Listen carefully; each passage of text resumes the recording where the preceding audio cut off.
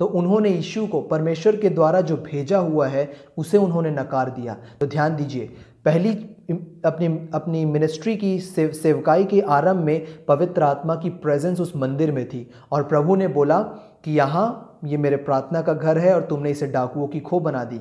पर ध्यान दीजिए कि जैसे ही उन लोगों ने यीशु को रिजेक्ट कर दिया, यीशु मसीह को नकार दिया, परमेश्वर की जो प्रेजेंस थी, परमेश्वर की जो पवित्र आत्मा उस मंदिर में थी, वो उपस्थिति वहाँ से उड़ गई। कब उड़ गई? जब उन्होंने यीशु को नकार दिया, यीशु को महत्व नहीं दिया, यीशु के वचन को महत्व नहीं दिया। और यीशु का वचन क्या है, परमेश्वर का वचन क्या है, हमें पता है कि ये प्रभु यीशु मसीह है। आदि में वचन था, वचन परमेश्वर के साथ था और वचन परमेश्वर था। तो उन्होंने प्रभु यीशु मसीह को ही नकार दिया। और जब उन्होंने प्रभु को नकार दिया, अपनी सेवकाई के अंत में यीशु ने क्या बोला? ये तुम मंदिर देख रहे हो, ये वही मंदिर था जहाँ से यीशु ने सर्राफों को बाहर निकाला, ये वही मंदिर था। यीशु ने बोला इस मंदिर के पत्थर पे भी पत्थर नहीं बचेगा जो ढाया ना जाए। क्यों? क्योंकि तुमने यीशु को इनकार कर दिया, यीशु को तुमने ग्रहण नहीं किया। और जब तुमने यीशु को और पवित्र आत्मा को इनकार कर दिया तो परमेश्वर की पवित्र आत्मा उस बिल्डिंग से उठ गई। और आज जब आप यरूशलेम जाओगे, आपको दिखेंगे वो बड़े बड़े पत्थर जो एक के ऊपर एक रखे हुए थे, आज वो किनारे में कचरे के समान पड़े।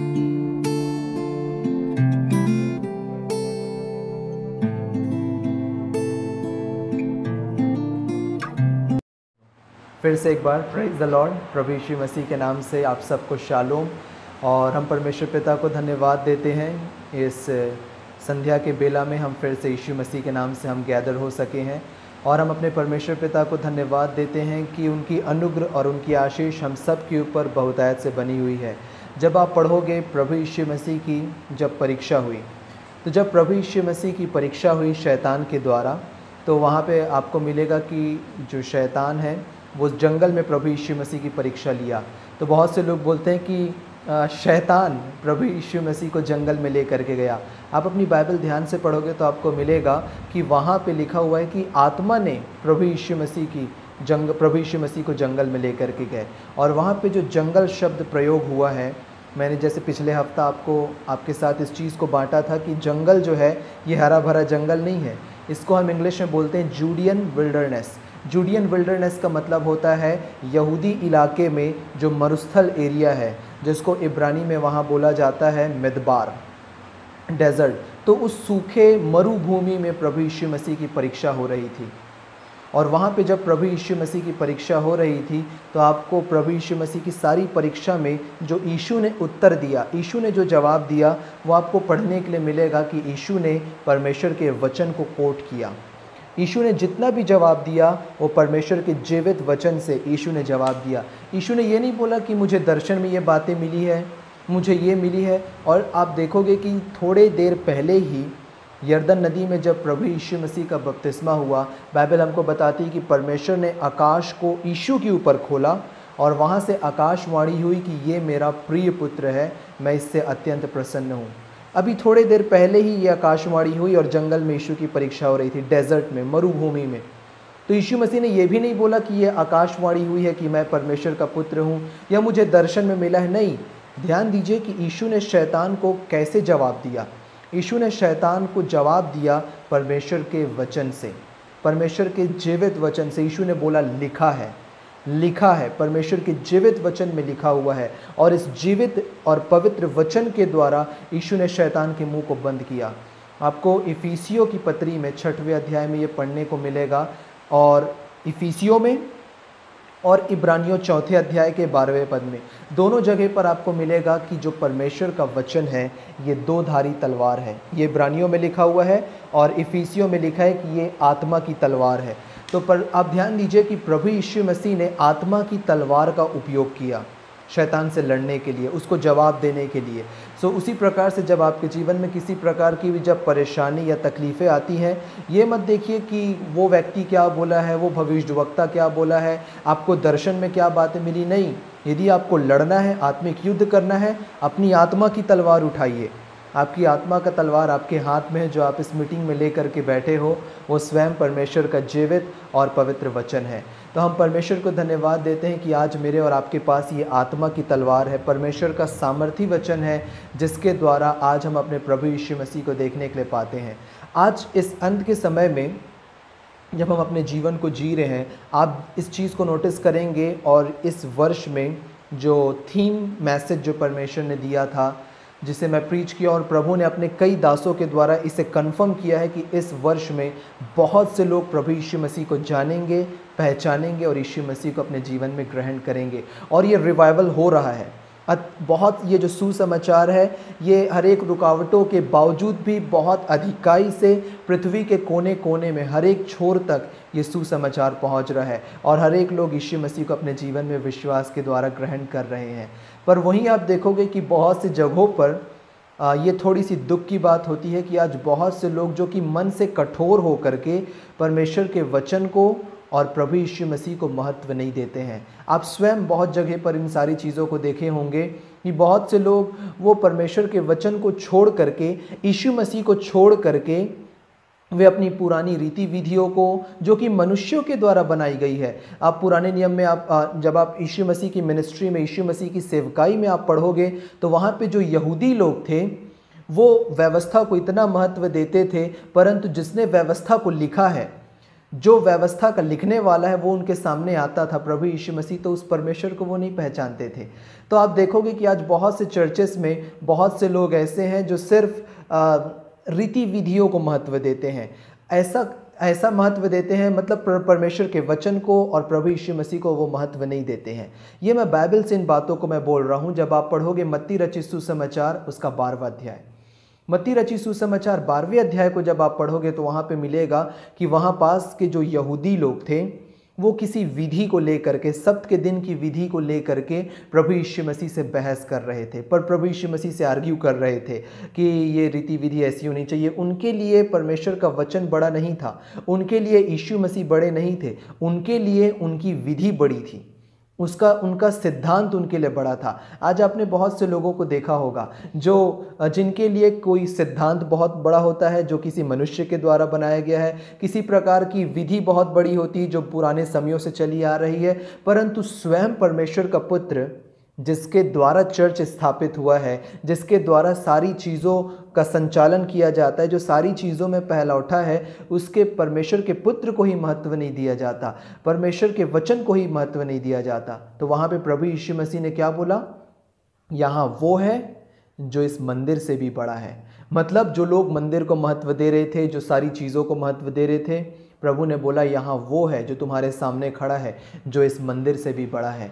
तो आज हमें बहुत खुशी है कि जब हम इस ऑनलाइन मीटिंग्स में जुड़ते हैं, हमारा उद्देश्य कोई सिद्धांत, कोई व्यक्ति या कोई मनुष्य नहीं है। हमारा जो मुख्य पर्पस है, हमारी इस मीटिंग का, हमारे जीवन का, हमारे परिवार का जो केंद्र बिंदु है, सेंटर पॉइंट जो है, वो सिर्फ और सिर्फ प्रभु यीशु मसीह हैं। हम इस मीटिंग में इसलिए नहीं जुड़ते कि हम किसी के ज्ञान को देखें या किसी के एक्सपीरियंस को सुने, नहीं। हम इस मीटिंग में इसीलिए जुड़ते हैं कि हम अपने प्रभु यीशु मसीह को देख सकें, उसके अनुग्रह के बारे में जान सकें, उसके क्रूस पर के पूरे कार्यों के बारे में सीख सकें जो उसने हमारे लिए किया। और ये सारी बातें हम परमेश्वर के वचन से एक एक करके वर्ड टू वर्ड हम सीखते हैं। ये ऐसा नहीं कि हम कोई व्यक्ति हमें बता रहे, कोई नहीं। हमारा जो शिक्षक है वो स्वयं पवित्र आत्मा है, जो हमें इन सारी चीज़ों को सिखाते हैं और इन सारी भेद की बातों को हमारे लिए प्रकट करते हैं। तो मत्ती रचित सुसमाचार 12वें अध्याय में वहाँ के जो लोग थे, उस समय के जो यहूदी लोग थे, वो प्रभु यीशु मसीह को इतना ज़्यादा नेग्लेक्ट कर रहे थे, इतना ज़्यादा नकार रहे थे कि प्रभु यीशु मसीह बहुत ज़्यादा डिसअपॉइंट हो गए। और प्रभु यीशु मसीह को वहाँ पे जो उन्होंने बातें बोली, आपको पढ़ने को मिलेगा कि उन्होंने बोला कि तू ये सारी जो कार्य करता है, ये तू दुष्ट आत्मा की सामर्थ्य से ये सारे कार्यों को करता है। तो वहाँ पे प्रभु यीशु मसीह ने पहली बार बोला कि जो कोई मनुष्य के पुत्र की निंदा करेगा वो सारे पाप क्षमा हो जाएंगे, पर जो परमेश्वर की आत्मा की निंदा करेगा वो क्षमा नहीं किया जाएगा। इस चीज़ को आप ध्यान से समझिए कि इस बात को प्रभु ने किस संदर्भ में बोला।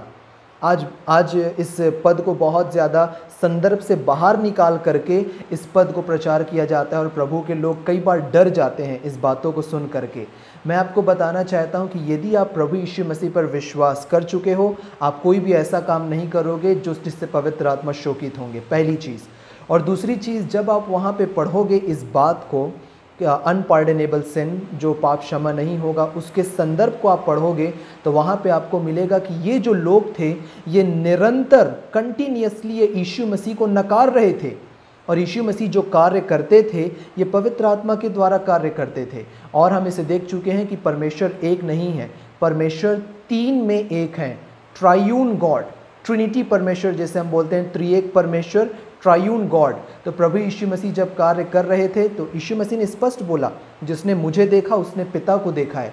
सो प्रभु यीशु मसीह स्वयं त्रिएक परमेश्वर के रूप में वो इस पृथ्वी पर कार्य कर रहे थे, परमेश्वर पिता, परमेश्वर पुत्र और परमेश्वर पवित्र आत्मा। तो वो लोग जब यीशु मसीह को निरंतर नकार रहे थे, ध्यान दीजिए संदर्भ को देखिए, आप मत्ती 12 को आराम से पढ़िएगा घर में, आपको उसका संदर्भ मिलेगा कि वो यीशु को नकार रहे थे। पहले यीशु को नकारे तो यीशु ने बोला यहाँ वो है जो मंदिर से बड़ा है। फिर उसके बाद वो भविष्यद्वक्ता की बात को ले आए और भविष्यद्वक्ता की बात को ला करके बोलने लगे। और बहुत से महान भविष्यद्वक्ता हैं जिससे आप पढ़ोगे, एलिया महान भविष्यद्वक्ताओं में गिना जाता है, एलीशा महान भविष्यद्वक्ताओं में गिना जाता है, और एक और है जो महान भविष्यद्वक्ता में गिना जाता है, उसका नाम है योना। तो उनके लिए योना बहुत बड़ा था। तो योना जो है, प्रभु ने क्यों योना को कोट किया? क्योंकि योना जो है वो प्रभु यीशु मसीह का प्रॉफिटिक पैरेलल है। प्रॉफिटिक पैरेलल का मतलब होता है कि योना जो 4 अध्याय की पुस्तक है, भविष्यद्वक्ता की पुस्तक, उसकी जो टीचिंग्स है उसे जब आप पढ़ोगे तो वो यीशु मसीह के जो एंड टाइम्स है, अंत के समय की जो बातें हैं, या यीशु मसीह की जो जीवनी है, उसको बहुत हद तक योना जो है वो रिप्रेजेंट करता है या दर्शाता है। या अपनी भविष्यवाणी में उसने लिखा कि जिस प्रकार से योना 3 दिन मछली के पेट में रहा, कई ट्रांसलेशन में जलगज लिखा हुआ है पर कई ट्रांसलेशन में मछली लिखा हुआ है, फिश। तो उसी प्रकार से मनुष्य का पुत्र भी 3 दिन पृथ्वी के अंदर में रहेगा। तो प्रभु यीशु मसीह का वो एक प्रॉफिटिक पैरेलल है। प्रभु यीशु मसीह ने बोला, तुम्हारा जो भविष्यद्वक्ता है योना, उस भविष्यद्वक्ता से भी बड़ा मैं हूँ। वो जो भविष्यद्वक्ता है योना, उससे बड़ा मैं हूँ जो तुम्हारे सामने में खड़ा हुआ हूँ। फिर उसके बाद वो सुलेमान की बात को ले आए कि सुलेमान बहुत बड़ा है, सुलेमान अपने वैभव में, अपने ज्ञान में, अपनी बुद्धि में बहुत महान था। एंड यस, वी एडमिट, हम इसे मानते हैं, मैं भी इसे मानता हूँ, विश्व के हर एक लोग इसे मानते हैं कि सुलेमान के जैसा राजा कोई भी नहीं था। धन के मामले में वेल्दीएस्ट किंग, ज्ञान के मामले में जब आप नीति वचन को आप पढ़ोगे, सुलेमान के द्वारा जो लिखा गया है, क्या ज्ञान की बात को उसने लिखा है। और सुलेमान ने मांगा था परमेश्वर से कि परमेश्वर मुझे एक give me an understanding heart, मुझे एक डिजर्न करने वाला, भले और बुरे का अंतर करने वाला मुझे विजडम दे प्रभु, क्योंकि मैं तेरी प्रजा इसराइल की चराई में नहीं कर सकता। 18 साल की उम्र में उसे इसराइल का राजा बनने का ये सौभाग्य मिला, ये अनुग्रह मिला, उसने प्रभु से मांगा था। तो उसके पास जो ज्ञान था, जो अंडरस्टैंडिंग थी, किसी राजा के पास आज तक इतिहास में कोई ऐसा राजा नहीं है जो सुलेमान के जैसा हुआ हो। इवन सुलेमान के पास जो पावर थी, जो शक्ति थी, किसी भी राजा के पास वो शक्ति नहीं थी। आज भी जब आप इतिहास में पढ़ोगे, यहाँ तक कि जो सिकंदर महान, अलेक्जेंडर, सुलेमान का आधा भी नहीं पहुँच पाया। King Solomon, greatest king who ever lived in the history. आप इतिहास के पन्नों को खंगाल लीजिए, आपको यही मिलेगा कि सुलेमान से बढ़कर के कोई राजा नहीं था इस इतिहास में। प्रभु यीशु मसीह ने बोला, जब आप पढ़ोगे वही मत्ती 12वें अध्याय के बिल्कुल आखिरी पदों को, आखिरी लाइन को, प्रभु यीशु मसीह ने बोला, दक्षिण की रानी, कौन थी वो दक्षिण की रानी? दक्षिण जो देश है, वो देश मैं आपको बताना चाहता हूँ, वो है इथियोपिया। इथियोपिया को हिंदी में बोला जाता है कूश। कूश की रानी जिसका नाम था शिबा। शिबा की रानी सुलेमान के ज्ञान को सुन करके और उसके वैभव को देखने के लिए आई थी। प्रभु यीशु मसीह ने बोला कि सुलेमान, जिसे तुम इतना अद्भुत मानते हो, जिसे तुम इतना महान मानते हो, यहाँ वो है जो सुलेमान से भी बड़ा है। सो उन्होंने 3 तरह से प्रभु यीशु मसीह को नकारा। पहले मंदिर के रूप में कि हमारे लिए हमारा मंदिर बड़ा है, दूसरे भविष्यद्वक्ता के रूप में, और तीसरा एक राजा के रूप में। उन्होंने 3 तरह से प्रभु यीशु मसीह को नकार दिया। तो संदर्भ को आप देखिए, पहले प्रभु यीशु मसीह उनसे डायरेक्ट बातें करते थे कि परमेश्वर का राज्य तुम्हारे बीच में आ पहुंचा है, परमेश्वर का राज्य तुम्हारे बीच में आ गया है, मन फिराओ। वो प्रभु यीशु मसीह को नकारने लगे, उसे रिजेक्ट करने लगे, यीशु मसीह का इनकार करने लगे। और यीशु मसीह का इनकार करना मतलब सीधे पवित्र आत्मा का इनकार करना। और इवन वो यीशु का जो कैरेक्टर है, यीशु का जो पर्सन है, उस पर्सन के ऊपर वो उंगली उठा करके बोले कि ये यीशु दुष्ट आत्मा की सामर्थ्य कार्य को करता है। इस प्रकार की बातों को जब वो बोले, तब प्रभु यीशु मसीह वहाँ पे बोले कि जब तुम मुझे नकारोगे, जब तुम मुझे नेग्लेक्ट करोगे, it means you are neglecting the Holy Spirit. तुम पवित्र आत्मा को नकार रहे हो। वो पवित्र आत्मा को डायरेक्टली नहीं बोल रहे थे, ध्यान दीजिए। उन्हें वो पवित्र आत्मा को नहीं बोल रहे थे कि हम पवित्र आत्मा एलिया से बड़ा है, योना से बड़ा है, सुलेमान से बड़ा है। नहीं, वो यीशु को नकार रहे थे मत्ती 12वें अध्याय में। और जब वो यीशु को नकार रहे थे, यीशु ने बोला तुम पवित्र आत्मा की निंदा कर रहे हो। सो आज जो यीशु के पर्सन को, यीशु को जो कंटिन्यूअसली रिजेक्ट करते हैं, वो पवित्र आत्मा का रिजेक्शन है। आप बाइबल में पढ़िए, हम संदर्भ में देख रहे हैं, कॉन्टेक्स्ट में हम चल रहे हैं, परंतु जब आप उसे संदर्भ से बाहर निकाल दोगे तो वो समझ में आपको नहीं आएगा। और उसके बाद से मत्ती 12वें अध्याय के बाद से जब वो यीशु को निरंतर नकारने लगे, रिजेक्ट करने लगे, मत्ती 13वें अध्याय से प्रभु यीशु मसीह उन लोगों से दृष्टांतों में बातें करने लग गए। कैसे बातें करने लगे? दृष्टांतों में, जिसे हम इंग्लिश में बोलते हैं पैराबल्स। और पैराबल्स में प्रभु यीशु मसीह के चेले कई बार उस पैराबल को, दृष्टांत को नहीं समझ पाते थे। क्यों? और वो बाद में पूछते थे कि प्रभु इस दृष्टांत का क्या मतलब होता है? तब प्रभु यीशु मसीह उन्हें बोलते थे कि तुम्हें तो परमेश्वर के राज्य की समझ दी गई है, पर उन्हें नहीं दी गई है। एक जगह पे प्रभु यीशु मसीह ने बोला कि मैं इन बातों को इसलिए बोलता हूँ कि वे देखते हुए ना देखें और सुनते हुए ना सुने। क्यों? क्योंकि वे प्रभु यीशु मसीह को रिजेक्ट कर रहे थे। मैं आपको बताना चाहता हूँ, सिर्फ प्रभु यीशु मसीह ही एकमात्र मार्ग है। जब आप इंग्लिश में पढ़ोगे ना, तो इंग्लिश में लिखा हुआ है Jesus Christ is the way. The जो होता है, आप आर्टिकल पढ़े होगे इंग्लिश में, तो आर्टिकल में 3 आर्टिकल आते हैं, ए एन द जो होता है ये डेफिनेट आर्टिकल होता है। डेफिनेट आर्टिकल का मतलब होता है कि इस चीज को छोड़ करके और कोई दूसरी चीज नहीं है। तो इंग्लिश बाइबल में लिखा हुआ है Jesus Christ is the way. यीशु मसीह ही मार्ग है, मतलब यीशु को छोड़ करके और कोई दूसरा मार्ग नहीं है। आपके छुटकारा के लिए, आपकी चंगाई पाने के लिए, आपको अनंत जीवन में प्रवेश कराने के लिए, आपको आशीष पाने के लिए यीशु को छोड़ करके और कोई दूसरा रास्ता नहीं है। Jesus Christ is the way, the truth and the life. वही मार्ग है, वही सत्य है और वही जीवन है। यीशु को छोड़ करके और कोई दूसरा ऑप्शन नहीं है। तो ये लोग यीशु मसीह को जब रिजेक्ट किए, यीशु मसीह ने इन बातों को बोला। तो आप इस चीज़ को संदर्भ में लेकर के चलिएगा और संदर्भ में इसे समझिएगा कि प्रभु यीशु मसीह ने क्यों बोला इन बातों को। आज प्रिय भाई और बहनों, जब हम इस एंड टाइम्स में अपने जीवन को जी रहे हैं, ये संसार डार्कर और डार्कर होता जा रहा है, अंधकार और अंधकार भरा होता चला जा रहा है। आप देखोगे कि संसार में इतने ज़्यादा अपराध बढ़ रहे हैं। आप एक बार अपने न्यूज़ चैनल को खोल करके देखिए या अपनी मोबाइल को आप खोल करके देखिए, सोशल मीडिया में जितनी न्यूज़ आपके काम की है उसे छोड़ करके 60 to 80% बातें आपको अपराध की बातें मिलेंगी कि वहाँ पे ये अपराध हुआ, वहाँ पे उसने इसे मारा, वहाँ पे इसका ये हो गया। ये रिप्रेजेंट करता है कि संसार अंधकार और अंधकार भरा होता जा रहा है। इवन अभी आपको एक न्यूज़ सुनने को मिली होगी, चाइना ताइवान। मैं पूरा उसमें डिटेल में मैं नहीं जाना चाह रहा, मैं ये बताना चाह रहा हूँ कि बाइबल की बातें कैसे पूरी हो रही है। आपने रशिया और यूक्रेन सुना था, अब आप सुन रहे हो चाइना और ताइवान। ये क्या है? युद्ध और युद्ध की चर्चा, जिसे हम इंग्लिश में बोलते हैं war and rumours of war. युद्ध और युद्ध की चर्चा सुनोगे तो जब आप पढ़ोगे लूका रचित सुसमाचार उसका 21वां अध्याय को, तो वहाँ पे प्रभु यीशु मसीह ने बोला, हमारे लिए बोला प्रभु यीशु मसीह ने। मैं एक चीज़ आपको और स्पष्ट कर दूं कि जब आप पढ़ते हो मत्ती रचित सुसमाचार 24 अध्याय, तो बहुत से भाई बहन सोचते हैं कि मत्ती 24 हमारे लिए लिखा हुआ है। नहीं, मैं आपको स्पष्ट बताना चाहता हूँ कि मत्ती 24 ये मेरे और आपके लिए या विश्वासियों के लिए ये नहीं लिखा गया है। मत्ती 24 जो है ये इसराइलियों के लिए लिखा गया है। अब आप बोलोगे कैसे तुम बोल सकते हो? यस, मैं बाइबल से ही बोल रहा हूँ। और जब आप मत्ती 24 को ध्यान से पढ़ोगे तो वहाँ पे आपको 2 चीज़ें मिलेंगी। पहली चीज़, प्रभु यीशु मसीह ने उनको बोला, उन लोगों को, यहूदी लोगों को, कि प्रार्थना करना कि तुम्हें जाड़े के समय, पहली चीज़, और दूसरी चीज़, या सब्त के समय में भागना ना पड़े। क्या बोला प्रभु ने? तुम्हें जाड़े के समय में और तुम्हें सब्त के समय में भागना ना पड़े।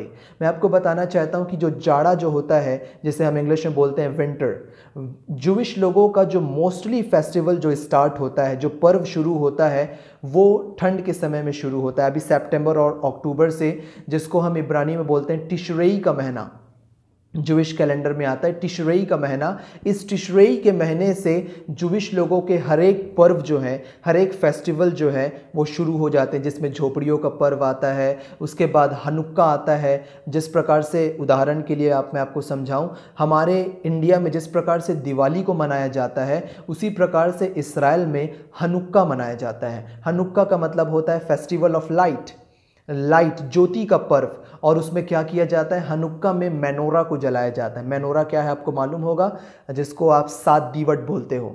7 दीवट, जिसको हम इंग्लिश में 7 ब्रांच्ड कैंडलेब्रा बोला जाता है। 7 ब्रांच कैंडलेब्रा को जला करके इसराइली लोग खुशी मनाते हैं कि इस पर्व के द्वारा ज्योति ने अंधकार के ऊपर जय पाई है। किसने? ज्योति ने अंधकार के ऊपर जय पाई है। और पिछले ही मीटिंग में मैंने आपके साथ शेयर किया था ज्योति के ऊपर। आप सबको याद आ रहा होगा वो ज्योति कौन है? और कोई नहीं, वो ज्योति हमारे प्रभु यीशु मसीह हैं। तो ये जो ज्योति आ रही है, ये क्या है? हमारे प्रभु यीशु मसीह। तो यहूदी लोगों के जितने पर्व जो शुरू होते हैं, मोस्टली वो ठंड के समय में शुरू होते हैं। तो जाड़े का पर्व, हम लोग जाड़ा ऑब्जर्व नहीं करते हैं। और मैं आपको ये भी बताना चाहता हूँ कि हमारा जो मुख्य जो फीस्ट है, हमारा जो मुख्य पर्व है वो क्रिसमस नहीं है। हमारा मुख्य पर्व जो है वो आता है मार्च और अप्रैल के महीने में, जिसे हम बोलते हैं पैशन वीक, दुख भोग सप्ताह जिसे हम बोलते हैं, टू रिमेंबर अवर जीसस।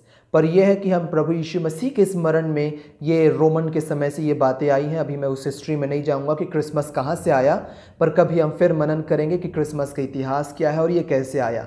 तो आप ये मत सोचिए कि हम जाड़े में पर्व मनाते हैं, क्रिसमस नहीं। उसका कोई ऐसा रूट नहीं है बाइबल में कि क्रिसमस कहाँ से आया या कैसा आया, पर ये एक एज्यूम किया गया और एज्यूम डेट दिया गया, इसलिए क्रिसमस को 25 दिसंबर को सेलिब्रेट किया जाता है। पर जो हमारा मुख्य फीस्ट है, मुख्य पर्व है, जो प्रभु ने संस्थित किया अपने पकड़वाए जाने से पहले, जो प्रभु ने उपरौठी कोठरी में जो पर्व को संस्थित किया, यीशु का दुख भोग सप्ताह, वो हमारे लिए मुख्य है। तो मैं और आप, हम जाड़े को हम ऑब्जर्व नहीं करते। दूसरी चीज़, जो सब्त का दिन है, मैं और आप as a believer of Jesus, यीशु के विश्वासी होने के नाते हम सब्त के पर्व, सब्त को हम ऑब्जर्व नहीं करते। मैं आपको ये बताना चाहता हूँ कि सब्त को विश्राम दिन भी बोला जाता है। आज बहुत से लोग हैं, इवन बहुत से प्रचारक हैं, जो संडे के दिन को बोलते हैं कि ये विश्राम का दिन है। नहीं प्रिय भाइयों और बहनों, इसे ध्यान से समझिए कि विश्राम का जो दिन है, वो विश्राम का दिन को सब्त का दिन बोला जाता है। हमारा जो संडे का दिन है, ये जो संडे का दिन है, ये रेस्ट का डे नहीं है, ये सप्ताह का पहला दिन है। आज का जो दिन है, जो संडे, ये सप्ताह का पहला दिन है। विश्राम दिन जो है वो सब्त का दिन है, जिसे परमेश्वर ने आज्ञा में बोला था कि तो विश्राम दिन को पवित्र रख करके मानना और उसमें कोई भी काम ना करना, जिसको सब्त के रूप में बोला जाता है। इंग्लिश में बोला जाता है सैबत, द डे ऑफ रेस्ट।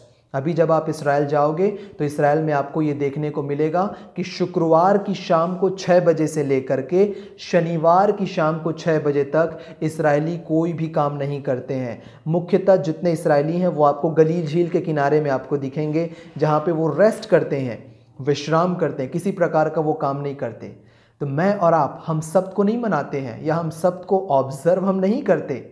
तो 2 बातें यीशु ने बोली कि प्रार्थना करना कि तुमको सब्त के दिन में या जाड़े के दिन में भागना ना पड़े। तो ये बिल्कुल बाइबल से ही स्पष्ट हो जाता है, यीशु के शब्दों से स्पष्ट हो जाता है कि मत्ती 24 मेरे और आपके लिए ये नहीं लिखा गया है, बट यस, वो यीशु के द्वारा बोले गए शब्द हैं, यीशु के द्वारा वो एंड टाइम की प्रोफेसी है।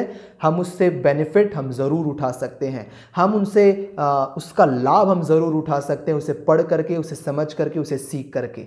पर जो लूका रचित सुसमाचार को जब आप पढ़ते हैं, वो विश्वासियों के लिए लिखा गया है। लूका 21वां अध्याय, तो लूका 21 को जब आप पढ़ोगे तो वहाँ पे आपको मिलेगा कि प्रभु यीशु मसीह ने बोला, यीशु के शब्द हैं ये, कि जब आकाश की शक्तियाँ हिलाई जाएंगी, ये सारी चीज़ों को आप पढ़ोगे। आकाश की शक्तियों के लिए जो ग्रीक वर्ड आया है, यूनानी शब्द आया है, वो यूनानी शब्द है यूरेनियस। आकाश की शक्तियाँ हिलाई जाएंगी। आप अपनी बाइबल में देख लीजिए, मैं आपको जल्दी से दिखा दूँ रेफरेंस के रूप में। लूका 21 और उसका जो पद है 26वां पद। लूका 21 का 26 आप देखिए अपनी बाइबल में। लूका 21 के 26 में आपको मिलेगा, वहाँ पे यीशु ने बोला कि आकाश की शक्तियाँ हिलाई जाएंगी। आकाश के लिए जो यूनानी शब्द आया है, आपको मालूम होना चाहिए कि हमारा जो नया नियम है वो पूरा यूनानी भाषा में लिखा गया है। तो आकाश के लिए जो यूनानी शब्द है वो क्या है? यूरेनियस। और यूरेनियस यूनानी शब्द से ही आया है यूरेनियम। और यूरेनियम काहे के लिए प्रयोग किया जाता है? यूरेनियम न्यूक्लियर हथियार बनाने के लिए प्रयोग किया जाता है। यूरेनियम के द्वारा ही न्यूक्लियर वेपन्स बनाए जाते हैं। और आज जो आप जितनी घटनाओं को देख रहे हैं अपने चारों ओर, जो आप इन बातों को सुन रहे हैं, उसमें न्यूक्लियर वॉर का जिक्र ज़रूर आता है, ज़रूर सुनने को आपको मिलता है। और प्रभु ने बोला कि आकाश की शक्तियाँ हिलाई जाएंगी, मतलब जो लड़ाइयाँ लड़ी जाएंगी वो मॉडर्न तरीके से आकाश में लड़ी जाएंगी।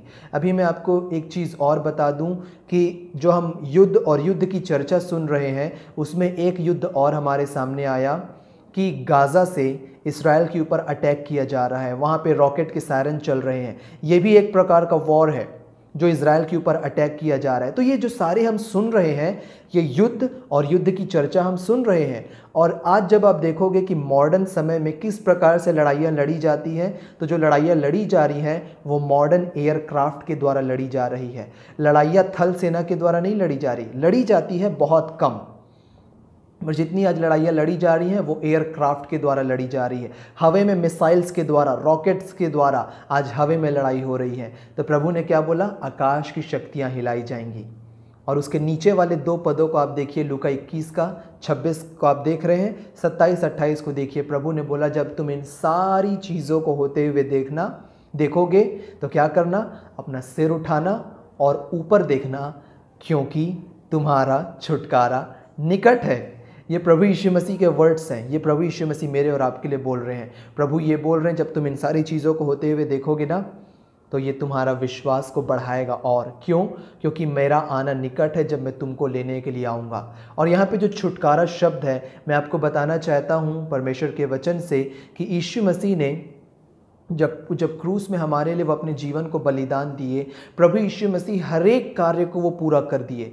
और यीशु के क्रूस के द्वारा हर एक आशीषें मेरे और आपको मिल चुकी हैं। पापों की क्षमा हमको मिल चुकी है, अनंत जीवन भी हमको मिल चुका है जो यीशु के आने पर हमको मिलेगा, भरपूरी का जीवन हमको मिल चुका है, हमें धार्मिकता का वरदान मिल चुका है, बहुतायत का अनुग्रह मिल चुका है, अच्छा स्वास्थ्य मिल चुका है, तंदुरुस्ती मिल चुकी है।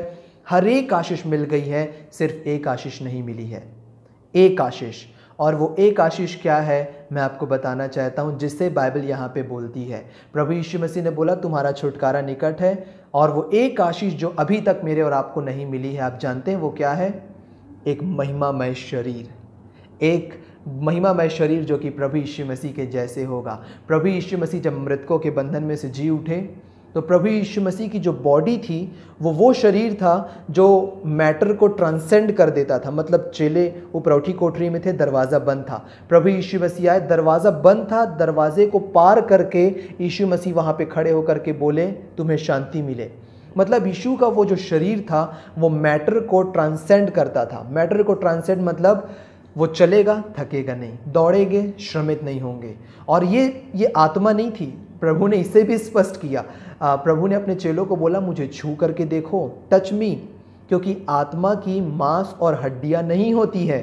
प्रभु ने बोला टच मी, मुझे छू करके देखो, मैं आत्मा नहीं हूँ परंतु मेरा मांस और हड्डी है।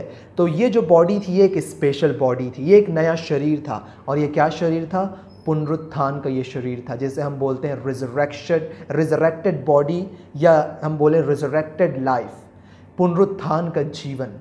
आज ये जीवन मेरे और आपके पास नहीं है, तो ये जीवन मेरे और आपको मिलेगा। कब मिलेगा? जब प्रभु यीशु मसीह आएंगे। जब आप पढ़ोगे पहला कुरिन्थियों उसका 15वां अध्याय, पहला कुरिन्थियों 15वें अध्याय को जब आप पढ़ोगे तो 51 पद से नीचे की ओर आप पढ़ोगे तो वहाँ पे पौलुस ने बोला कि हे भाइयों, मैं तुम्हें एक भेद की बात बताता हूँ। मैं इसे आपके साथ बांट चुका हूँ और आपको ये मालूम होगा कि भेद क्या होता है। जहाँ भी आपको नए नियम में भेद पढ़ने के लिए मिलता है, आप उसे जान जाइए कि ये भेद पुराने समय में छिपा हुआ था, परंतु अब नए नियम में ये भेद प्रकट हो गया है। In the old testament it was concealed, but in the new testament it is revealed. पुराने नियम में जो छिपा हुआ था, अब नए नियम में ये प्रकट हो चुका है। तो ये बातें पुराने नियम में छिपी हुई थी, परंतु अब नए नियम में मेरे और आपके लिए प्रकट कर दी गई हैं। और वहाँ पे पौलुस ने बोला, पहला कुरिन्थियों 15:51 से नीचे की ओर, और पहला थिस्सलुनीकियों 4 अध्याय 16-17 से नीचे या 13 से नीचे की ओर जब आप पढ़ोगे, पौलुस ने बोला, हे भाइयों, मैं तुमसे एक भेद की बातें बोलता हूँ कि हम सब नहीं सोएंगे, परंतु हम सब बदल जाएंगे। और वहाँ पौलुस ने बोला कि मांस और लहू, ये जो आज मेरा और आपका ये शरीर है, ये मांस और लहू है। पौलुस ने बोला कि मांस और लहू परमेश्वर के राज्य में प्रवेश नहीं कर सकता, इसलिए ज़रूरी है कि ये नाशमान देह अविनाशी देह में बदल जाए। This मॉर्टल must become immortal. ये नाशमान देह जो है ये अविनाशी देह में बदल जाए। और उसी में नीचे पौलुस बोला, इसलिए स्वर्गदूतों की पहली तुरही फूंकते ही, जब स्वर्गदूत पहली तुरही फूकेंगे, जब पहली, ये आपको पहला थिस्सलुनीकियों 4 अध्याय में भी मिलेगा, तो पहली तुरही जब फूकी जाएगी तो बाइबल बोलती जो प्रभु में सोए हैं वो पहले जी उठेंगे, तब हम जो जीवित और बचे रहेंगे इन अ ट्विंकलिंग ऑफ एन आई। आपको पहला कुरिन्थियों 15 में देखने को मिल रहा होगा कि पलक मारते ही ये जो नाशमान देह है प्रभु की अविनाशी दशा में या प्रभु यीशु मसीह की अविनाशी देह में ये बदल जाएगी, और वही महिमामय शरीर जो यीशु के पास था मेरे और आपको मिलेगा पलक मारते ही। तो ये कब मिलेगा? जब हमारा छुटकारा आने वाला है, जब प्रभु यीशु मसीह आएंगे। तो ये जो सारी घटनाएं जो हो रही है, ये हमारे लिए एक तरह से खुशी की बात है, क्योंकि हमारा छुटकारा निकट है। ये परमेश्वर का वचन मेरे और आपको बोलता है, और ये स्वयं यीशु मसीह के शब्द हैं। तो एक आशीष जो मेरे और आपको नहीं मिली है वो ये है कि हमको पुनरुत्थान का शरीर या रिजरेक्टेड बॉडी मेरे और आपको नहीं मिला है। और वो कब मिलेगा? जब प्रभु यीशु मसीह आएंगे। इसीलिए तो हमको अपने उद्धारकर्ता का बहुत बेसब्री से इंतज़ार है कि जब प्रभु यीशु मसीह आएंगे, बादलों पर हम उनसे मिलेंगे, और हमारी शरीर जो है ये यीशु मसीह की अविनाशी देह में बदल जाएगी, और इसी बॉडी के साथ हम अपने प्रभु यीशु मसीह के साथ अनंत जीवन में राज्य करेंगे। कितनी खुशी और धन्य आशा की ये बात है मेरे लिए। इसलिए आज हमको इस एंड टाइम्स में, इस अंत के समय में, हमको इस प्रीचिंग्स को, रैप्चर की प्रीचिंग्स को हमको सुनना बहुत ज़रूरी है, जिससे हमारा विश्वास बढ़े। तो वहाँ पे बाइबल में जो प्रोफेसी है, बाइबल में जो भविष्यवाणी है, जो हमको मिलता है यशायाह 60वां अध्याय। अभी हमने क्या देखा? परमेश्वर के वचन से हमने देखा कि संसार अंधकार और अंधकार होता चला जा रहा है। चारों तरफ आपको अपराध की बातें सुनने को मिलेंगी, चारों तरफ अपराध हो रहे हैं, लड़ाई झगड़े हो रहे हैं, बुराइयां हो रही हैं। संसार अंधकार और अंधकार होता चला जा रहा है। आप अपनी हिंदी बाइबल में देखोगे यशायाह 60वें अध्याय में, तो वहाँ पे लिखा हुआ है कि पृथ्वी के लोगों पर घोर अंधकार छाया हुआ है। क्या लिखा हुआ है? घोर अंधकार। अपनी बाइबल में स्वयं खोल करके देखिए, यशायाह 60वां अध्याय। इंग्लिश में लिखा हुआ है डार्कनेस एंड ग्रॉस डार्कनेस। घोर अंधकार इस पृथ्वी पर छाया हुआ है, परंतु बाइबल बोलती है कि यहोवा का तेज तेरे ऊपर उदय होगा। यहोवा का तेज तेरे ऊपर उदय होगा। तो ये क्या है? ये जो तेज उदय हो रहा है ये प्रभु का प्रकाशन है, यीशु मसीह की ग्लोरी है, यीशु मसीह की ज्योति है। आज इस अंत के समय में इतनी भेद की बातों को पवित्र आत्मा हमारे लिए प्रकट कर रहे हैं। मैं विश्वास करता हूं कि जो इसके पहले वाली जो जनरेशन थी, उस जनरेशन ने इतनी भेद की बातों को नहीं जाना होगा जो आज मैं और आप हम एक्सपीरियंस कर रहे हैं। और ये भेद की बातें किसी मनुष्यों की ओर से नहीं आ रही है या किसी व्यक्ति की ओर से नहीं आ रही है। ये भेद की बातें स्वयं पवित्र आत्मा हमारे लिए रिवील कर रहे हैं, हमारे लिए प्रकट कर रहे हैं, जिसके द्वारा हम वचनों में हम प्रभु यीशु मसीह को देखने के लिए पा रहे हैं। सो वहाँ पे जो प्रोफेसी है, बाइबल की जितनी प्रोफेसी है, परमेश्वर का वचन यशायाह में कुछ इस प्रकार से बोलता है कि परमेश्वर का वचन उस पानी के बूंद के समान है।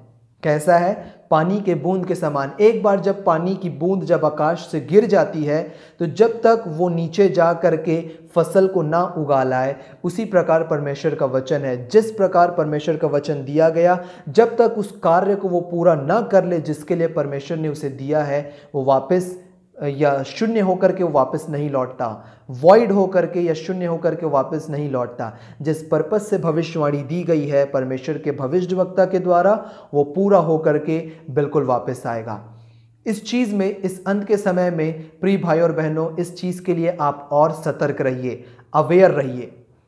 मेरे पास जितनी भी प्रेयर रिक्वेस्ट आती है और जो भाई बहन पर्सनली मुझसे फ़ोन करते हैं बाइबल की बातों को जानने के लिए, मैं उन्हें हमेशा अवेयर कराता हूँ। मत्ती 24 अध्याय होगे, जैसे मैंने अभी बोला कि मत्ती 24 हमारे लिए नहीं लिखा गया है, पर हम उससे बेनिफिट ले सकते हैं, हम उससे शिक्षा ले सकते हैं, क्योंकि जब आपको मिलेगा, मैं आपको बताना चाहता हूँ प्रिय भाई और बहनों परमेश्वर के वचन से, कि मत्ती 24 अध्याय जो है, ये प्रभु यीशु मसीह के चेलों ने 3 प्रश्न यीशु से पूछे। प्रभु यीशु मसीह जैतून पहाड़ पर बैठे हुए थे और जैतून पहाड़ पर बैठ करके वो मोरिया पहाड़ में देख रहे थे। आपको मालूम है कि जैतून पहाड़ और मोरिया पहाड़ आमने सामने हैं। मैं चाहूँगा कि एक भाई की शायद स्पीकर ऑन है, माइक ऑन है, मैं चाहूँगा कि प्लीज़ उसे शट कर दीजिए, थोड़ा सा डिस्टर्बेंस हो रहा है। जी धन्यवाद। मोरिया पहाड़ जो है और जैतून पहाड़ है, ये दोनों आमने सामने हैं। जब आप इसे पढ़ोगे तो आपको मिलेगा कि जैतून पहाड़ और मोरिया पहाड़ के बीच में है किद्रोन नाला, और मोरिया पहाड़ के ऊपर में परमेश्वर का मंदिर बना हुआ था जो प्योर गोल्ड का था, प्योर गोल्ड का। और प्रभु यीशु मसीह जैतून पहाड़ पर बैठे थे, यीशु के चेले वहाँ पर बैठे थे और वो मंदिर को देख रहे थे। और आई बिलीव कि जब सूर्य ढल रहा होगा तो सूर्य की जो किरण है वो मंदिर के सोने के गुंबद के ऊपर वो लाइट पड़ रही होगी और अद्भुत तरीके से वो लाइट रिफ्लेक्ट कर रहा होगा। तो वहाँ पे चेलों ने उस मंदिर की सुंदरता को देख करके बोला, क्या बोला उस सुंदरता को देख करके, कि ये मंदिर कितना सुंदर है, ये कितना अद्भुत है ये मंदिर। यीशु ने बोला, ये तुम मंदिर देख रहे हो, इस मंदिर के पत्थर पे भी पत्थर नहीं बचेगा जो ढाया ना जाए। प्रिय भाइयों और बहनों, मैं एक चीज़ आपको बताना चाहता हूँ कि आज जो लोग हैं, जो मैंने वचन के स्टार्टिंग में बोला कि आज लोग यीशु मसीह को छोड़ करके, परमेश्वर के वचन को छोड़ करके सारी चीज़ों को वो महत्व देते हैं। आज बहुत से लोग हैं जो चर्च की बिल्डिंग को महत्व देते हैं। देखिए, बिल्डिंग सब कुछ नहीं है, आपका जीवन सब कुछ है, जिसे बाइबल बोलती है कि तुम परमेश्वर का मंदिर हो। और जब लोग मंदिर में गैदर होते हैं, चर्च में गैदर होते हैं, तब वो कहलाती है कलीसिया। इसके अलावा जो चर्च की जो बिल्डिंग है वो कुछ भी अपने आप में नहीं है। जब लोग वहाँ पे गैदर होते हैं तब वहाँ पे पवित्र आत्मा की प्रेजेंस वहाँ पे रहती है। मैं आपको बताऊं कि जब लोग यीशु मसीह को रिजेक्ट कर रहे थे, उस रिजेक्शन का कारण था कि उस मंदिर के पत्थर पे भी पत्थर नहीं बचा। यीशु की सेवकाई को आप देखिए, सेवकाई का आरंभ और यीशु की सेवकाई का अंत। यूहन्ना रचित सुसमाचार 2 अध्याय, प्रभु यीशु मसीह ने पानी से दाखरस बनाया और उसके बाद जब आप नीचे को पढ़ोगे तो आपको मिलेगा कि प्रभु यीशु मसीह मंदिर में गए और मंदिर में जा करके जो वहाँ पे कबूतर बेचने वाले थे, सर्राफे थे, उनके पीढ़ों को उलट दिया और प्रभु, बाइबल बोलती है कि प्रभु उनको मार करके बाहर निकाले। ये यीशु की सेवकाई का आरंभ है। देखिए, यीशु की मिनिस्ट्री का आरंभ है। बिल्कुल यूहन्ना 2 अध्याय, यीशु ने क्या बोला? लिखा है, क्या तुम नहीं जानते कि मेरे पिता का घर प्रार्थना का घर कहलाएगा और तुमने उसे डाकुओं की खो बना दी। कब बोला यीशु ने? अपनी सेवकाई के आरंभ में। पर ध्यान दीजिए कि यीशु की सेवकाई की आरंभ से लेकर के सेवकाई के खत्म होने तक, इस बीच में लोगों ने यीशु को नकार दिया, यीशु को रिजेक्ट कर दिया। उन्होंने परमेश्वर के भेजे हुए उस दास इन द सेंस कि प्रभु यीशु मसीह पिता के द्वारा भेजे गए थे। कैसे मैं इसे बोल सकता हूँ? सारी चीज़ें परमेश्वर के वचन में है। यूहन्ना 9 अध्याय, प्रभु ने बोला उस अंधे व्यक्ति को जो कि जन्म से अंधा था, जा करके शीलो के कुंड में धो ले। और शीलो का अर्थ जो है, पवित्र आत्मा ने हमको बताया है, वो है भेजा हुआ। तो प्रभु यीशु मसीह परमेश्वर के द्वारा भेजे हुए हैं, तो उन्होंने यीशु को परमेश्वर के द्वारा जो भेजा हुआ है उसे उन्होंने नकार दिया। तो ध्यान दीजिए, पहली अपनी मिनिस्ट्री की सेवकाई के आरंभ में पवित्र आत्मा की प्रेजेंस उस मंदिर में थी और प्रभु ने बोला कि यहाँ ये मेरे प्रार्थना का घर है और तुमने इसे डाकुओं की खो बना दी। पर ध्यान दीजिए कि जैसे ही उन लोगों ने यीशु को रिजेक्ट कर दिया, यीशु मसीह को नकार दिया, परमेश्वर की जो प्रेजेंस थी, परमेश्वर की जो पवित्र आत्मा उस मंदिर में थी, वो उपस्थिति वहाँ से उड़ गई। कब उड़ गई? जब उन्होंने यीशु को नकार दिया, यीशु को महत्व नहीं दिया, यीशु के वचन को महत्व नहीं दिया। और यीशु का वचन क्या है? परमेश्वर का वचन क्या है? हमें पता है कि ये प्रभु यीशु मसीह है। आदि में वचन था, वचन परमेश्वर के साथ था और वचन परमेश्वर था। तो उन्होंने प्रभु यीशु मसीह को ही नकार दिया। और जब उन्होंने प्रभु को नकार दिया, अपनी सेवकाई के अंत में यीशु ने क्या बोला? ये तुम मंदिर देख रहे हो, ये वही मंदिर था जहाँ से यीशु ने सर्राफों को बाहर निकाला। ये वही मंदिर था। यीशु ने बोला, इस मंदिर के पत्थर पे भी पत्थर नहीं बचेगा जो ढाया ना जाए। क्यों? क्योंकि तुमने यीशु को इनकार कर दिया, यीशु को तुमने ग्रहण नहीं किया। और जब तुमने यीशु को और पवित्र आत्मा को इनकार कर दिया तो परमेश्वर की पवित्र आत्मा उस बिल्डिंग से उठ गई। और आज जब आप यरूशलेम जाओगे, आपको दिखेंगे वो बड़े बड़े पत्थर जो एक के ऊपर एक रखे हुए थे, आज वो किनारे में कचरे के समान पड़े हुए हैं। क्यों? उन्होंने यीशु को महत्व नहीं दिया। सो प्रिय भाई और बहनों, यदि आज आप किसी चर्च के लीडर हैं, किसी चर्च के अगुवे हैं और आज आप इस वचन को सुन रहे हैं, मैं आपको कहना चाहूँगा परमेश्वर के वचन से कि सारी चीज़ें ठीक हैं, सारी चीज़ें अपनी जगह पे ठीक हैं, पर चर्च का और कलीसिया का जो मुख्य उद्देश्य है वो है प्रभु यीशु मसीह।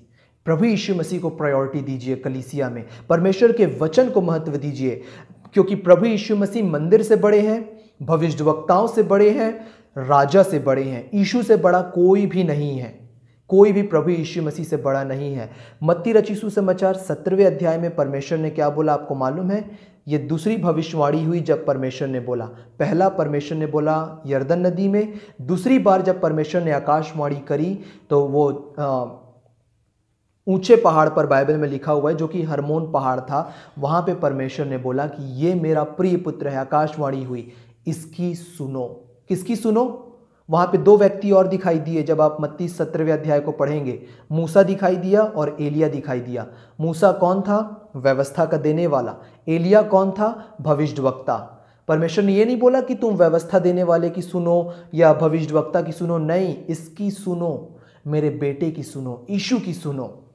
सो यदि आप किसी चर्च के अगुवे हैं प्रिय भाई और बहनों, मैं आपको बोलना चाहूँगा कि अपने चर्च का केंद्र बिंदु बनाइए यीशु को, परमेश्वर के वचन को, कि हमारे लिए परमेश्वर के वचन से बड़ा, यीशु से बड़ा हमारे लिए कोई भी नहीं है। और जो व्यक्ति परमेश्वर के वचन को नकारता है, आपको रिजल्ट पता है जो हम बाइबल से देख रहे हैं। जब उन्होंने यीशु को नकारा, उस भवन से, उस मंदिर से परमेश्वर की आत्मा उड़ गई। और यीशु ने क्या बोला? इस मंदिर के पत्थर पे भी पत्थर ना बचेगा जो ढाया ना जाए। ये वही मंदिर था जहाँ से यीशु ने सर्राफों को निकाल करके बोला कि ये मेरे प्रार्थना का घर है। सो देखिए कि यीशु मसीह सारी चीज़ों में प्रथम है, पहलौठे हैं, और सारी चीज़ें, कुलुसियों बहुत सुंदर इसे बोलती है, कुलुसियों की पत्री में जब आप पढ़ोगे 2 अध्याय में, कि सारी चीज़ें प्रभु यीशु मसीह में बंधी हुई हैं।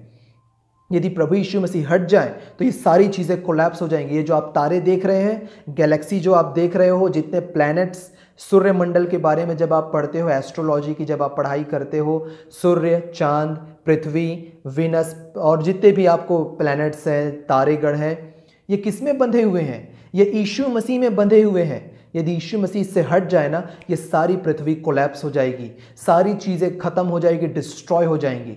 सो कुलुसियों 2 अध्याय से बहुत सुंदर बोलता है कि सारी चीज़ें प्रभु यीशु मसीह में बंधी हुई हैं और सारी चीज़ें यीशु के द्वारा और यीशु के लिए उत्पन्न हुई हैं।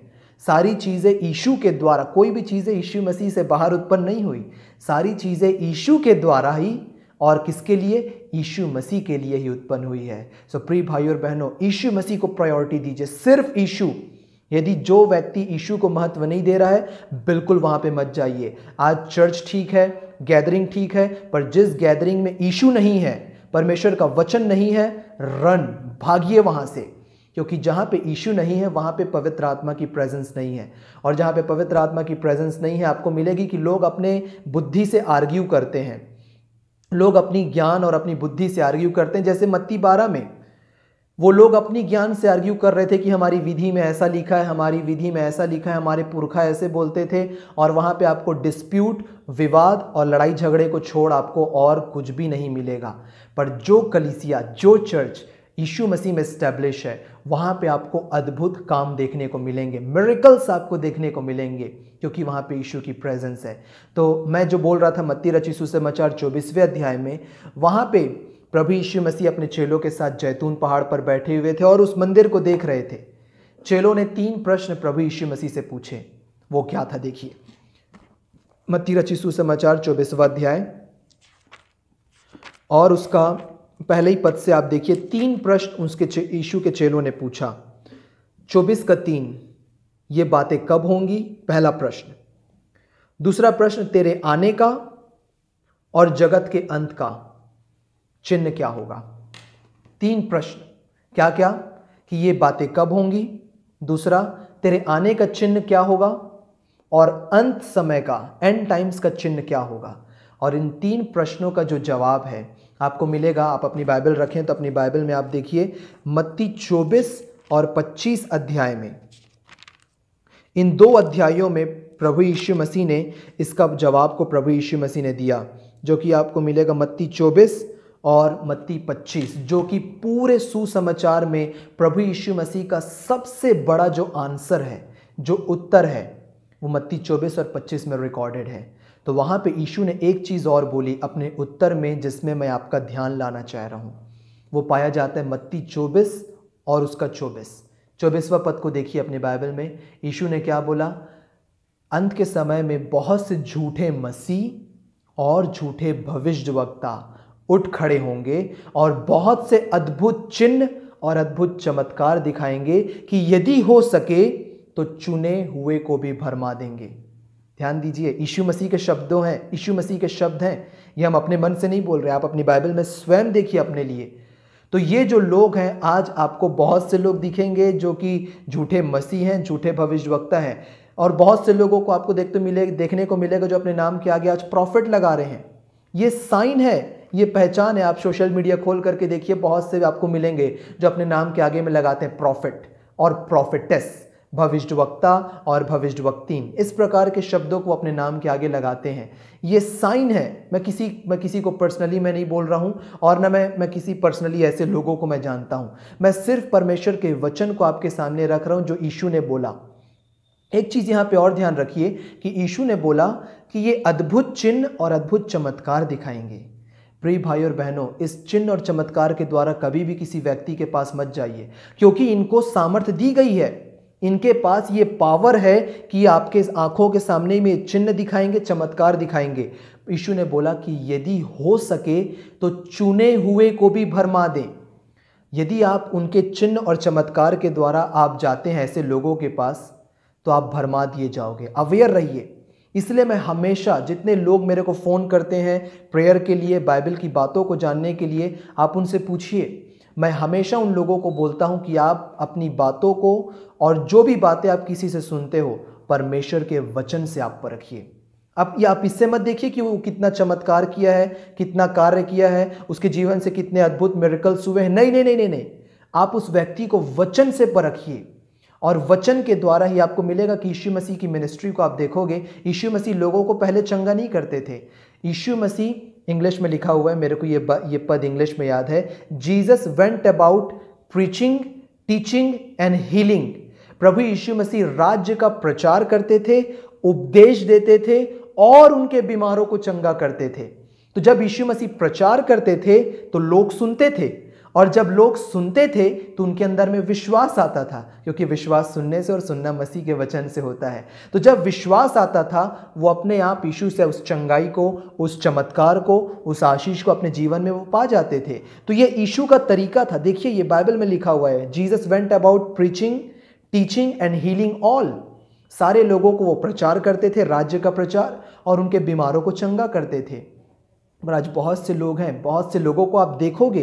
अवेयर रहिए प्रिय भाई और बहनों, आप अंत के समय में जीवन को जी रहे हो। यीशु के शब्दों से अवेयर रहिए। किसी के अद्भुत चिन्ह और चमत्कार के द्वारा भरमाए मत जाइए। आप चुने हुए लोग हो। और यीशु ने बोला कि ये जो लोग हैं, झूठे मसीह और झूठे भविष्यद्वक्ता, इनके पास पावर है कि आपकी आंखों के सामने में चमत्कार और चिन्ह करके दिखा देंगे। तो यीशु ने बोला कि यदि हो सके तो चुने हुए को भी भरमा दे। तो इसलिए मैं हमेशा कहता हूं कि हर एक बातों को वचन से परखिए, परमेश्वर के वचन से परखिए। क्यों? क्योंकि परमेश्वर का वचन 2 धारी तलवार है। निकालिए मेरे साथ इब्रानियों की पत्री, उसका 4वां अध्याय निकाल करके अंडरलाइन करिए अपनी बाइबल में। और यदि आप बाइबल नहीं रखे हैं या कहीं से मुझे सुन रहे हैं तो घर जा करके इसे खोल करके पढ़िएगा। इब्रानियों 4वां अध्याय और उसका 12वां पद। फिर से बोल रहा हूं, जो लोग बाइबल नहीं रखे हैं, इब्रानियों 4वां अध्याय और उसका 12वां पद। बहुत ध्यान से सुनिए, क्योंकि परमेश्वर का वचन ये वचन जो मैं हाथ में रखा हूँ वो वचन जो आप अपने हाथ में रखे हुए हैं। परमेश्वर का वचन जीवित, प्रबल और हरेक दो-धारी तलवार से भी बहुत चोखा है। आप तलवार देखें, दो-धारी तलवार, बाइबल बोल रही है कि परमेश्वर का वचन उस दो-धारी तलवार से भी चोखा है और हरेक दो-धारी तलवार से बहुत चोखा है और प्राण और आत्मा और गांठ गांठ और गूदे गूदे को अलग करके आर पार छेदता है और मन की भावनाओं और विचारों को जांचता है। क्या चीज़? परमेश्वर का वचन। और मैंने स्टार्टिंग में आपके सामने इस बात को रखा था कि यीशु मसीह की जब परीक्षा हुई तो यीशु मसीह कैसे जवाब दिए। यीशु मसीह ये नहीं बोले कि मेरे को दर्शन में ये बातें मिली हैं, ये आकाशवाणी हुई है। यीशु मसीह ने नहीं बोला। आज बहुत से लोग बोलते हैं कि ये मेरी उस भविष्यवक्ता ने ये बातें बोली। नहीं नहीं नहीं, यीशु के शब्दों को देखिए। यीशु ने बोला लिखा है। कहाँ लिखा है?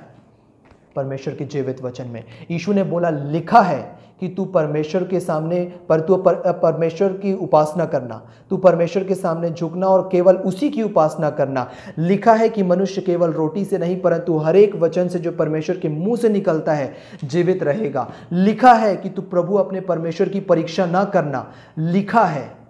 जब यीशु मसीह परमेश्वर के वचन का उपयोग कर रहे हैं, यीशु मसीह स्वयं जब परमेश्वर के वचन का प्रयोग कर रहे हैं, तो मैं और आप जब हम यीशु के विश्वासी हैं, हम क्यों यीशु की शिक्षा को या उनके जीवन से हम इस चीज़ को ना सीखें।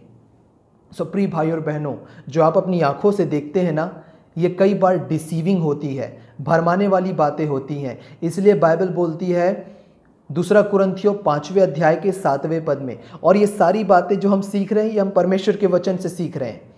2 कुरिन्थियों 5 के 7 में बाइबल बोलती है कि हम रूप को देख करके नहीं, मतलब जो चीज़ हम आँख से देख रहे हैं, बाइबल बोलती है हम रूप को देख करके नहीं परंतु हम विश्वास के द्वारा जीवित रहते हैं। तो जब आप इन सारी चीज़ों को देखते हो इस एंड टाइम्स में कि बहुत भविष्यवाणी हो रही है, बहुत से भविष्यवक्ता आ रहे हैं, अरे उसकी वो फलाना फलाना के प्रचारक के मिनिस्ट्री में बहुत भीड़ रहती है, बहुत ज़्यादा सेवकाई होती है, बहुत चमत्कार होते हैं। एक काम करिए, अपनी बाइबल उठाइए और जो भी बातें वो वक्ता बोल रहा है परखिए बाइबल से कि वो क्या परमेश्वर के वचन से बोल रहा है या अपने मन से बोल रहा है। कल परसों के दिन एक सिस्टर का मेरे पास फ़ोन आया। ये सिस्टर हमेशा मेरे पास फ़ोन करती हैं क्योंकि जब भी इनके मन में डाउट आता है, शंका आती है परमेश्वर के वचन से संबंधित, वो हमेशा मुझे फ़ोन लगा करके बोलती हैं कि ब्रदर आप मुझे बताइए वचन से कि ये सही है या गलत। और इस बार जो वो मुझसे प्रश्न करी वो प्रभु भोज के ऊपर था। उनके चर्च में इस बात को प्रचार किया गया उस प्रचारक के द्वारा। मैं उनका नाम नहीं लेना चाहूँगा, पर उन सिस्टर ने मुझे बताया इस बात को कि वो हमारे चर्च में बोल रहे थे कि यदि आपके पति पत्नी के बीच में लड़ाई झगड़ा है तो आप प्रभु भोज नहीं ले सकते, यदि आप किसी को गाली दिए हो तो आप प्रभु भोज नहीं ले सकते, यदि आप कोई गलत काम किए हो आप प्रभु भोज नहीं ले सकते। मैंने उन सिस्टर को बोला कि सिस्टर आप उन वक्ता से पूछिए कि बाइबल में एक जगह मुझे बताइए जहाँ पे ऐसा लिखा हो कि जो शराब पीता है वो प्रभु भोज नहीं ले सकता, जो पति पत्नी लड़ाई झगड़ा किए वो प्रभु भोज नहीं ले सकता, जो गाली बका है वो प्रभु भोज नहीं ले सकता। एक जगह मुझे बताइए, एक जगह आप पूछिए उस वक्ता से, वो आपको जवाब नहीं दे पाएगा क्योंकि बाइबल में ऐसा कहीं नहीं लिखा। और फिर पूरे होली कम्युनियन के ऊपर जो बाइबल से बातें हैं, मैंने उस सिस्टर को मैंने एक्सप्लेन किया वर्ड टू वर्ड। और जब मैं एक्सप्लेनेशन करता हूँ ये मैं नहीं हूँ, मैं आप सबको इस बात को बोलता हूँ कि जो जवाब दे रहा है, मैं कौन हूँ जो बाइबल की भेद की बातों को बताऊँगा। मैं हूँ ही कौन, मैं कुछ भी नहीं हूँ प्रिय भाई और बहनों। अपने आप में ये बातें भी जो मैं बोल रहा हूँ ये प्रभु के द्वारा मैं बोल रहा हूँ, और जब तक ये बातें स्वर्ग से मेरे ऊपर प्रकट ना की जाए मैं कुछ भी नहीं हूँ जो बाइबल की भेद की बातों को मैं आपको बता सकूँ या जो फ़ोन मेरे पास आते हैं मैं उन्हें बता सकूँ। अर्पित लाल अपने आप में कुछ भी नहीं है, मैं आपको बता दूँ। ये सिर्फ और सिर्फ प्रभु यीशु मसीह है जो सब कुछ है, जो मुझ में है, और मैं यीशु में हूँ और यीशु मेरे द्वारा कार्य कर रहे हैं। तो आज भी जो आपको फीडिंग दे रहे हैं, वचन दे रहे हैं, मैं नहीं हूँ, ये प्रभु यीशु मसीह जो अपनी भेड़ों को चरा रहे हैं और अपनी भेड़ों को हरी हरी चराइयों से तृप्त कर रहे हैं कि आप प्रभु के राज्य में आप उन्नति करिए। सो प्रिय भाई और बहनों, जब आप इस अंत के समय में आप अपने जीवन को जी रहे हैं ना, अवेयर रहिए, चौकस रहिए। प्रभु यीशु मसीह ने बोला जागते रहो और प्रार्थना करते रहो कि कोई तुम्हें डिसीव ना करे, कोई तुम्हें भरमाने ना पाए। तो सारी चीज़ों को जब आप देखते हो ना, वचन को लेकर के आइए प्रिय भाई और बहनों, वचन को इस्तेमाल करिए। मैं हर एक लोग को सिखाता हूँ, आज आप लोगों को भी बोल रहा हूँ, मेरी बातों को भी मैं स्वयं अपने आप के लिए बोलता हूँ कि आप मेरी बातों को भी परखिए कि क्या मैं परमेश्वर के वचन से बोल रहा हूँ in line with God's word, या मैं अपने मन से किसी बातों को बोल रहा हूँ। मिलाइए, परखिए। दूसरा, पहला थिस्सलुनीकियों 5:21 में बाइबल बोलती है कि हर एक बातों को परखो और जो अच्छी बातें हैं उसे रख लो। तो परखना सीखिए। जहाँ भी कुछ परेशानी होती है, तकलीफ होती है, परमेश्वर के वचन को लेकर के आइए। आपको स्वास्थ्य मिलेगा परमेश्वर के वचन से, जीवन मिलेगा परमेश्वर के वचन से, भरपूरी मिलेगी परमेश्वर के वचन से। आपको हर एक प्रकार की क्योंकि अब आप चुने हुए हो, आप कोई साधारण नहीं हो। आज आप इस वचन को सुन रहे हो, आप चुने हुए हो, तो आप हर एक प्रकार की झूठी शिक्षा से, झूठे मसीह और झूठे भविष्यवक्ता के भरमाव से आप बच सकते हो सिर्फ परमेश्वर के वचन के द्वारा। यदि आप रूप को देख करके जीवित रहोगे कि अरे उसकी सभा में इतनी भीड़ रहती, इतने चमत्कार होते हैं, मैं इन सभाओं के अगेंस्ट में नहीं हूँ, मेरी बातों को ध्यान से समझिए। मैं इन सभाओं के अगेंस्ट में नहीं हूँ।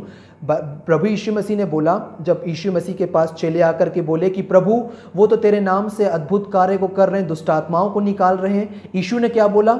जो हमारे विरोध में नहीं वो हमारी ओर है, जो हमारे विरोध में नहीं वो हमारी ओर है। तो जो यीशु मसीह के नाम से कार्य कर रहे हैं वो हमारी ओर है, वो प्रभु की ओर है, वो हमारे विरोध में नहीं है। मैं आपको अवेयर करा रहा हूँ इन भविष्यवक्ताओं, झूठे भविष्यवक्ताओं और झूठे मसीह के विरोध में मैं आपको अवेयर करा रहा हूँ, चौकस करा रहा हूँ कि आप रूप को देख करके मत जीवित रहिए कि उसकी सभाओं में इतने चमत्कार होते हैं, ये होती है, वो होती है। यीशु के जीवन को देख करके आप सीखिए और मिलाइए कि वो जो वक्ता बोल रहा है क्या परमेश्वर के वचन से बोल रहा है या अपने मन से बोल रहा है, क्योंकि उनके पास सामर्थ है अद्भुत काम करने की। सो प्रिय भाई और बहनों, मैं बहुत से लोगों का नाम अभी आपको बता दूं, क्योंकि मैंने उन लोगों को वचन से परखा है और मैंने उन्हें गलत पाया है। मैं यहाँ पे ऐसी ऑनलाइन मीटिंग्स में पब्लिकली मैं लोगों का नाम लेना नहीं चाहता, पर मैंने लोगों को परखा है और मैंने देखा, और मैं देख करके जान जाता हूँ कि कौन सच्चा है कौन झूठा है, क्योंकि मैं हमेशा आत्मा की तलवार का प्रयोग करता हूँ। मैं दो धारी तलवार का प्रयोग करता हूँ और मैं चाहता हूँ कि आप सब भी इस अंत के समय में जब आप हैं, प्रभु का उजियाला आपके ऊपर है प्रिय भाई और बहनों, प्रभु का अनुग्रह आपके ऊपर है। हर एक बातों को वचन से परखिए और वचन में स्ट्रांग होइए। और आपको याद है कि हमेशा इस मीटिंग के ख़त्म होने के बाद जो मैं आपके लिए प्रार्थना करता हूँ, इफिसियों 1:17, मेरी हमेशा आपके लिए प्रार्थना रहती है कि परमेश्वर अपनी पहचान में, यीशु की पहचान में आपको ज्ञान और प्रकाश की आत्मा देवे कि आपके मन की आंखें ज्योतिर्मय हो जाएं। क्यों ज्योतिर्मय हो जाए? कि आप प्रभु यीशु मसीह को देख सको और यीशु मसीह में आप आगे बढ़ते चले जाओ। सो प्रिय भाई और बहनों, मैं विश्वास करता हूं कि इस वचन के द्वारा जो प्रभु ने आज आपको दिया है, आपको हरी हरी चराइयों में चराया है, आप सचमुच आशीषित हुए हैं। रैप्चर के ऊपर आने वाले समयों में हम और मेडिटेट करेंगे, हम टच करेंगे और बहुत सी अद्भुत प्रकाशन है जो प्रभु निरंतर हमारे लिए प्रभु रखे हुए हैं। इस अंत के समय में प्रभु प्रकट कर रहे हैं, ये हमारे लिए ही है। हम इसके द्वारा आशीषित होंगे, हम इसके द्वारा प्रभु को देखेंगे और प्रभु में आगे बढ़ते चले जाएंगे। सो जितने आज इस मीटिंग में पहली बार जुड़े हुए हैं और आज इस शाम को आप बोल रहे हैं कि अर्पित, मैंने प्रभु यीशु मसीह को मैंने देखा है, प्रभु यीशु मसीह को मैंने पहचाना है और आज इस अद्भुत प्रभु को जो मेरे लिए क्रूस में बलिदान दिए मैं अपने जीवन में ग्रहण करना चाहता हूँ, तो मैं क्या करूँ? यीशु मसीह पर विश्वास कर तो तू और तेरा घराना उद्धार पाएगा। सो मेरे पीछे एक छोटी सी प्रार्थना करिए और यीशु को अपने जीवन में ग्रहण करिए, जितने भाई बहन यीशु को रिसीव करना चाहते हैं। अपनी आंखों को जब आप बंद करते हो, मैं फिर से बोलूँगा, यीशु के क्रूस को देखिए, क्योंकि जब आप आंखों को बंद करते हो ना, बहुत सी चीज़ें आपकी आंखों में दिखती हैं। आपकी परेशानी कई बार दिखेगी, आपकी बीमारी दिखेगी, आपकी दुख तकलीफ़ें दिखेंगी। सारी चीज़ों का जवाब यीशु के क्रूस पर मिलता है। आंखों को बंद करिए, यीशु का क्रूस देखिए और जब यीशु आपको दिख रहे हैं तो मेरे पीछे प्रेयर करिए। प्यारे अब्बा पिता, मैं यीशु मसीह के नाम से धन्यवाद देता हूँ कि आज आपने अपने वचन के द्वारा मुझसे बातें की हैं। अब्बा पिता, मैं धन्यवाद देता हूँ कि आपने मेरे लिए अपने प्यारे बेटे प्रभु यीशु मसीह को ना रख छोड़े, परंतु प्रभु यीशु मसीह को मेरे लिए आपने दे दिए। मैं धन्यवाद देता हूँ अब्बा पिता कि प्रभु यीशु मसीह मेरे पापों के लिए मारे गए, परंतु मेरे धर्मी ठहरने के लिए मृतकों के बंधन में से जी उठे। मैं विश्वास करता हूँ कि प्रभु यीशु मसीह जीवित हैं और आपकी धर्म में दाहिनी ओर विराजमान है मेरे महायाजक के रूप में। और प्यारे पिता मैं धन्यवाद देता हूँ और पूरे मन से मैं विश्वास करता हूँ और विश्वास करके आज की शाम इस अंगीकार को मैं करता हूँ कि यीशु मसीह मेरे प्रभु और मेरे उद्धार करता है आज से युगानुयुग के लिए। मैं धन्यवाद देता हूँ कि यीशु में मेरा जीवन है और यीशु में मेरा विश्वास है। आप मेरे अब्बा पिता हैं और अब से मैं आपकी आत्मा के चलाए चलूँगा। धन्यवाद अब्बा पिता, यीशु मसीह के नाम से मांगते हैं, आमीन आमीन आमीन। यदि आपने ये प्रेयर की है, अब आप मसीह यीशु में नई सृष्टि हैं। सारी पुरानी बातें बीत चुकी, सारी चीज़ें नई हो गई हैं। याद रखिए, अब आप परमेश्वर के चुने हुए हैं। अब आप साधारण नहीं हो, परमेश्वर के बेटे और परमेश्वर की बेटियां हो। सो प्रिय भाई और बहनों, मैं आप सबके लिए प्रेयर करूंगा। इस एंड टाइम्स में हमको परमेश्वर की सुरक्षा की बहुत आवश्यकता है। उसके बाद जितनी प्रेयर रिक्वेस्ट आई है, हम पर्सनली एक एक लोगों के लिए हम प्रेयर करेंगे। पर पहले इस मीटिंग को क्लोज करने से पहले मैं चाहूँगा कि आपके लिए मैं प्रोटेक्शन की प्रेयर को करूँ, क्योंकि संसार में बहुत सी बीमारी फैल रही है। कोविड-19 के न्यू वेरिएंट्स हमारे सामने में आ रहे हैं, तो हमको परमेश्वर की सुरक्षा की बहुत आवश्यकता है। तो मैं चाहूँगा कि आप जहाँ कहीं से भी जुड़े हुए हैं, आप अपने हाथों को उठाइए, क्योंकि जब आप प्रभु में नई सृष्टि हैं तो आपके हाथों में प्रभु की आशीष है। तो जहाँ पे आप हाथ उठा रहे हैं वहाँ पे प्रभु की ब्लेसिंग्स आएगी और विश्वास के द्वारा उस ब्लेसिंग को रिसीव करिए। प्यारे अब्बा पिता, मैं प्रभु यीशु मसीह के नाम से मैं धन्यवाद देता हूँ आज इस शाम के वक्त कि आपने अपने अनुग्रह को हमारे लिए उंडेला है। प्यारे अब्बा पिता, प्यारे पिता, मैं प्रार्थना करता हूँ जितने भी भाई बहन जो कि मेरे आवाज़ के अंदर में है, प्यारे पिता मेरी आवाज़ को सुन रहे हैं इस जूम मीटिंग के द्वारा और इस यूट्यूब के द्वारा, मैं हर एक भाई बहनों को आपके पास लाता हूँ प्यारे पिता, और प्रार्थना करता हूँ कि हर एक लोगों को अब्बा पिता प्रभु यीशु मसीह के नाम से स्पर्श करिए अब्बा पिता। अभी इसी वक्त इन विश्वासियों के जीवन में किसी प्रकार की भी जो तकलीफ़ है, परेशानी है, दुख दर्द है, पीड़ा है अब्बा पिता, मैं प्रार्थना करता हूँ कि हर एक परेशानी यीशु मसीह के नाम से अभी इनके जीवन से दूर होने पाए अब्बा पिता। हर एक प्रकार के खतरों से इन्हें प्रोटेक्ट करिए अब्बा पिता। खास करके इस एंड टाइम्स में मेरी प्रार्थना है कि प्रभु यीशु मसीह के नाम से हर एक कोविड-19 के वायरस से, डेल्टा वेरिएंट से, मंकी पॉक्स से, डेंगू से और हर एक जो नए प्रकार के जो वेरिएंट्स इस पृथ्वी पर आ रहे हैं, हर एक शैतान अंधकार की शक्तियों से, हर एक प्रकार के बैरियों के जाल से और उन खतरों से जो अनजाने खतरे हैं अब्बा पिता, जिसे हम जानते भी नहीं, हर एक लोगों को यीशु मसीह के नाम से प्रोटेक्ट करिए अब्बा पिता। हमें प्रोटेक्ट करिए यीशु मसीह के नाम से, हमें अपने अनुग्रह और अपनी सुरक्षा के पंखों तले छिपा करके रखिए, ढांक करके रखिए, जैसे मुर्गी अपने बच्चों को अपने पंखों तले रखती है अब्बा पिता। और मेरी प्रार्थना है अब्बा पिता कि प्रभु यीशु मसीह के नाम से अपने मुख का प्रकाश इनके ऊपर चमकाइए, इन्हें अब्राहम की आशीष से आशीषित करिए।